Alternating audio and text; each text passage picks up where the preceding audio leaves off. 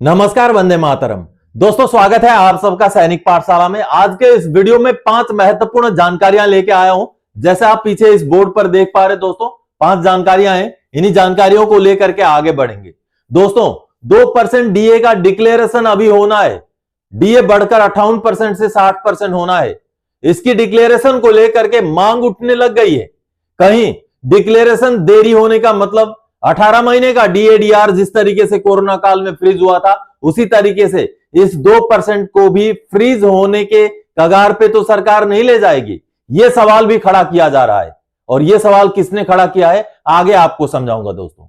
इसके साथ ही साथ अप्रैल 2026 का पेंशन आने से पहले अप्रैल 2026 में एरियर का भुगतान शुरू हो गया है। 2006 से पहले के रिटायरी के लिए गुड न्यूज आई है दोस्तों।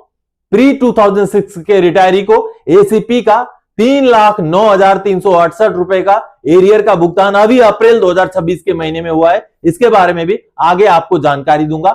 इसके साथ ही साथ अमूमन यह देखा गया है, हार्ट अटैक के केस में डीएसपी की भी सुविधा नहीं दी जाती और साथ ही साथ बाकी भी जो इंश्योरेंस है उसकी सुविधा भी नहीं दी जाती है। हार्ट अटैक के केस में मैं इंश्योरेंस की बात कर रहा हूं, जो इंश्योरेंस का कवरेज होता है उसकी बात कर रहा हूं। तो ऐसे में एक कोर्ट का जबरदस्त फैसला आया है जो हार्ट अटैक वाले जो कर्मचारी हैं उनके परिवार के फेवर में है। इसके बारे में भी आगे आपको समझाऊंगा। इसके साथ ही साथ दोस्तों, रिटायरमेंट के टाइम में आपको कितने दिनों की छुट्टी का पैसा मिला है यह जरूर चेक करें। आगे इसको लेकर के एक पीओआर का लेटर भी आपको दिखाकर समझाऊंगा। साथ ही साथ भारत सरकार की तरफ से एक अच्छा जो है स्कीम शुरू किया गया है, जिसमें आप अब टेलीफोनिकली यानी कि टोल फ्री नंबर में फोन करके अपना पेंशन से जुड़ा हुआ शिकायत दर्ज करा सकते हैं।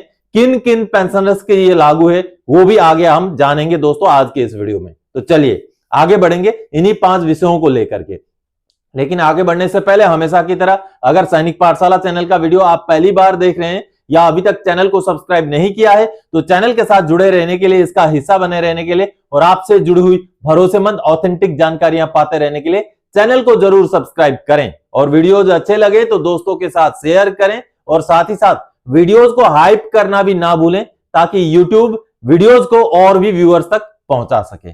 चलिए दोस्तों, अब आगे बढ़ते। जैसे आप सामने देख पा रहे हैं, पेंशनर्स की समस्या समाधान करने के लिए भारत सरकार ने जारी किए टोल फ्री नंबर और ईमेल आईडी। जी हां, इसको लेकर के भारत सरकार की तरफ से वित्त मंत्रालय की तरफ से एक नोटिस जारी किया गया। चलिए उस नोटिस को देखते हैं।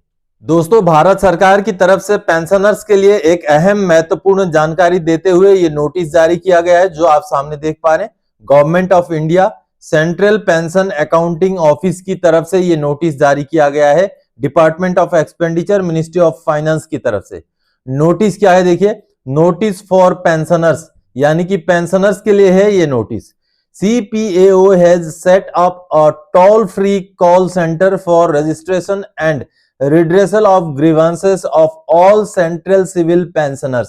यानी कि सेंट्रल सिविल पेंशनर्स के लिए CPAO ने एक ऐसा तरीका, एक ऐसा सिस्टम सेटअप किया है जिसमें पेंशनर्स कॉल करके या ईमेल के जरिए अपनी शिकायतों को भेज करके अपनी समस्याएं समाधान कर सकते हैं।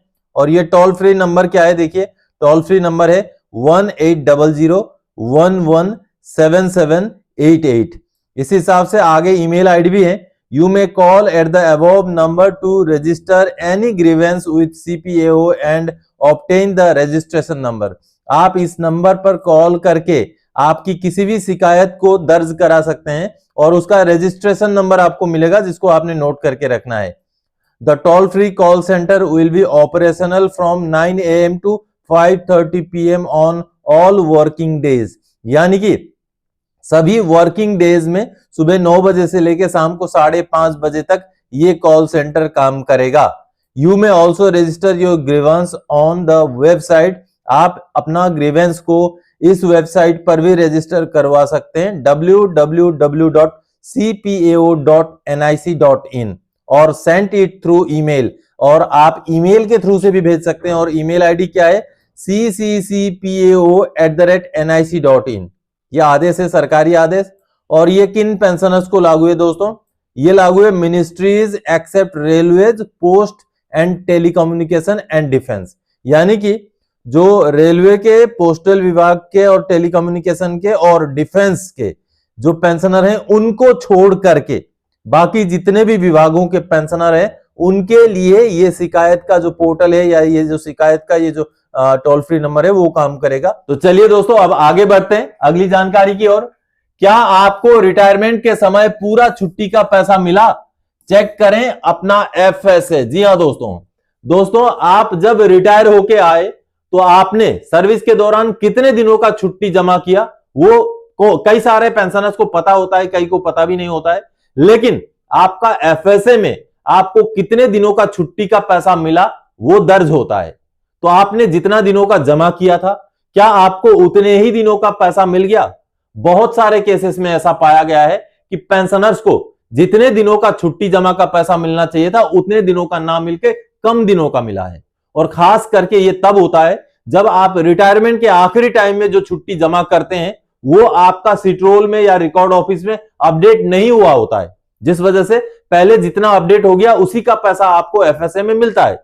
लेकिन अगर एंड मौके पर आखिरी टाइम पर रिटायरमेंट के समय पर अगर आपने कुछ छुट्टी जमा किया है तो उसका भी पैसा जुड़ करके आपको मिलना चाहिए। तो ऐसे केसेस में अगर आपको जितना दिन का मिलना चाहिए था उतने दिन का नहीं मिला तो आपको जरूर केस टेकअप करना चाहिए। इसी से जुड़ा हुआ रिकॉर्ड ऑफिस का एक लेटर है, चलिए उस लेटर को देखते हैं। अब दोस्तों ये जो सामने आप एक लेटर देख पा रहे हैं जो कि रिकॉर्ड द सिख रेजिमेंट यानी कि सिख रेजिमेंट का जो रिकॉर्ड ऑफिस है उन्होंने भेजा है और पीएओआर को भेजा है। दोस्तों सिख रेजिमेंट का ही पीएओआर को भेजा है। और मसला क्या है देखिए, जब सीपी ग्राम्स में पेंशनर ने ग्रीवेंस डाला तब जाकर के ये लेटर रिकॉर्ड ऑफिस द्वारा पीएओआर को भेजा गया और पीएओआर को रिकॉर्ड ऑफिस ने क्या कहा है देखिए, it is intimated that number so ex हवलदार Surinder Singh was discharged from service with effect from 31 October 2020। Checking of E sheet roll, it is notice that NCFIN Part 2 order for 247 days has been published, but only 222 days leave encashment amount credited to the ex-serviceman during FSA। यानी कि जब हमने उनका electronic शीट्रोल check किया तब हमने पाया कि जो फाइनल इनकेसमेंट है या जो इनकेसमेंट का पार्ट ऑर्डर है उनका टोटल 247 दिन का छुट्टी जमा है।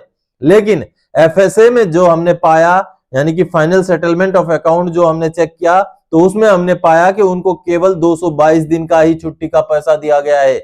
यानी कि आप देखिए 247 दिन का पार्ट ऑर्डर हो रखा है, दर्ज है सिट्रोल के अंदर 247 दिन दर्ज है, लेकिन भुगतान उनको 222 दिन का ही किया गया है। ये रिकॉर्ड ऑफिस ने नोटिस किया और ये तब नोटिस हुआ जब पेंशनर ने खुद सीपी ग्राम्स में इस विषय को लेकर के ग्रीवेंस डाला, अपने आप नहीं हुआ, इसलिए जागना जरूरी है। देखिए आगे बोला गया है, सिट्रोल along with other concerned connected documents enclosed herewith you are requested to examine the case and intimate outcome directly to ex-serviceman under intimation to this office। यानी कि इस मुद्दे को चेक करने के लिए सारे कनेक्टेड डॉक्यूमेंट और उनका सिट्रोल हम भेज रहे हैं, आप छानबीन करें और पेंशनर को जवाब दें।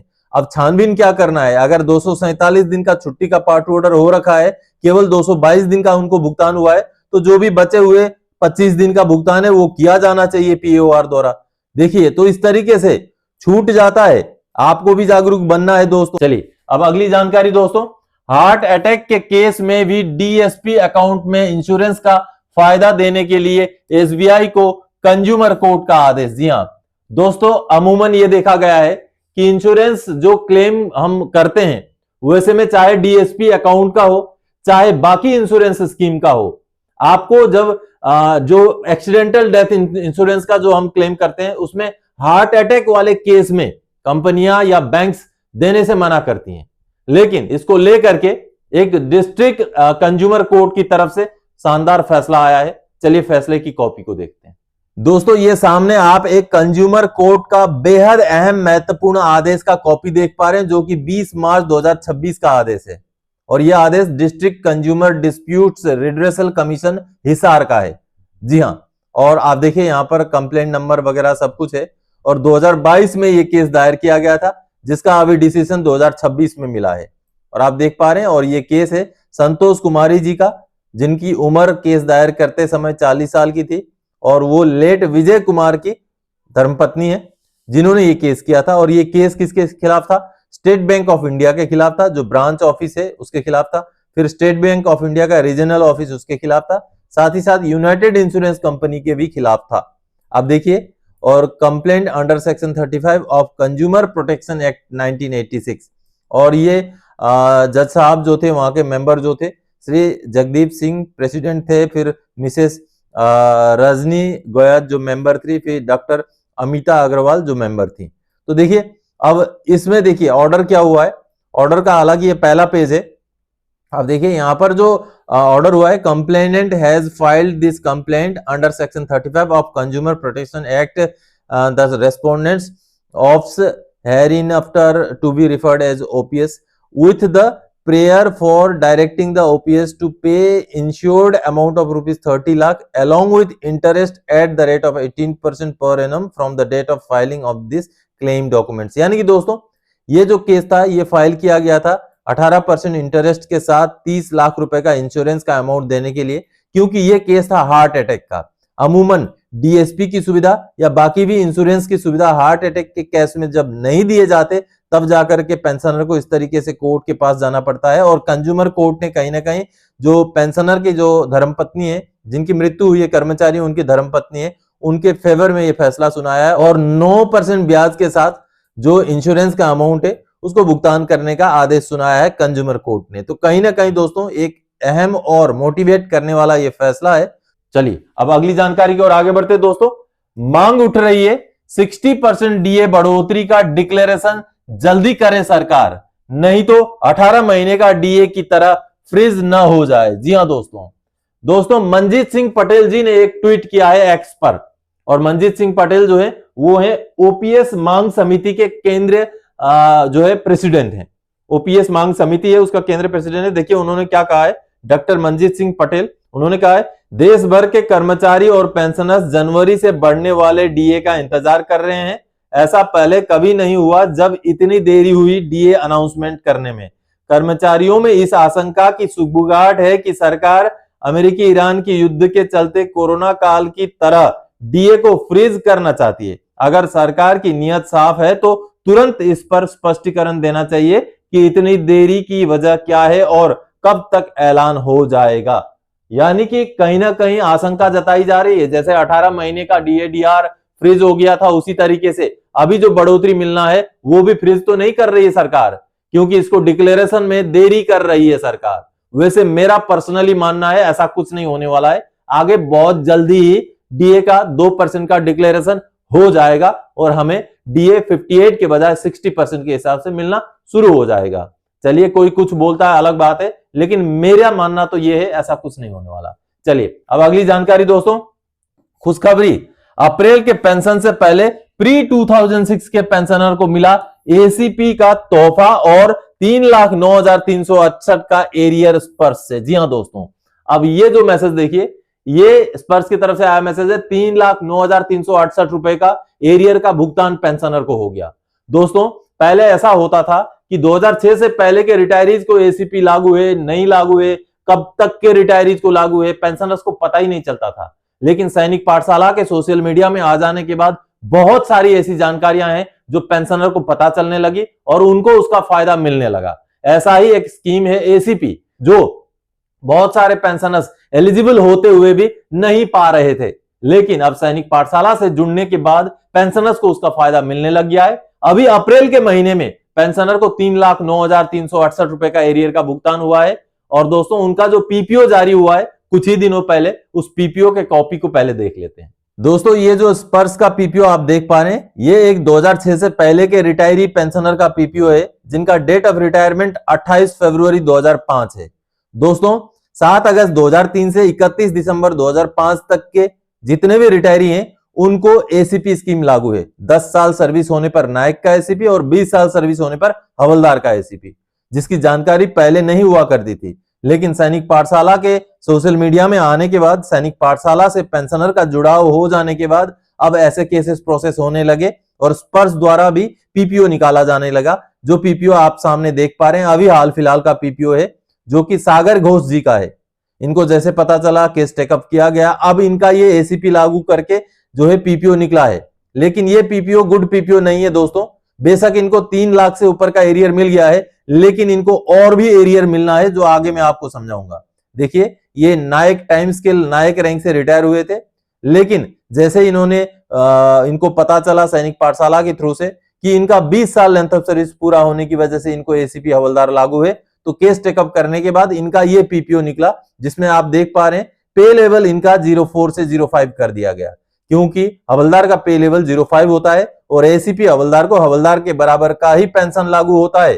तो देखिए, अब इनका जो पीपीओ जारी किया गया, इसमें हर चीज को रिवाइज किया गया, उनका डिसेबिलिटी एलिमेंट भी रिवाइज किया गया, लेकिन जो रिवीजन किया गया वो ओआरओपी 1 के डेट से किया गया। जी हाँ, ये बेशक रिटायरी है 2005 के, इनका 1 मार्च 2005 से जो है रिवीजन होना था, क्योंकि 28 फरवरी के ये रिटायरी है। लेकिन आप अगर देखेंगे पीपीओ में, तो यहां पर देखिए, ये देखिए 1 जुलाई 2014 से 31 दिसंबर 2015 तक, फिर 1 जनवरी 2016 से 30 जून 2019 तक, फिर 1 जुलाई 2019 से 30 जून 2024 तक अलग अलग रेट में जो भी पेंशन का रिवीजन होना था वो रिवीजन यहां पर किया गया है। आप यहां पर देख पा रहे हैं 7वें पे कमीशन से पहले का रेट, फिर 7वें पे कमीशन का रेट, फिर ओआरओपी 2 का रेट, यहां पर आप हवलदार के 20 साल लेंथ ऑफ सर्विस का रेट देख पा रहे हैं। और अगले पेज में देखिए, फिर आगे जुलाई 2024 से ये ओआरओपी 3 का रेट में पेंशन रिवाइज किया गया, और हूबहू उसी पीरियड का डिसेबिलिटी एलिमेंट का भी यहां पर रेट दिया गया।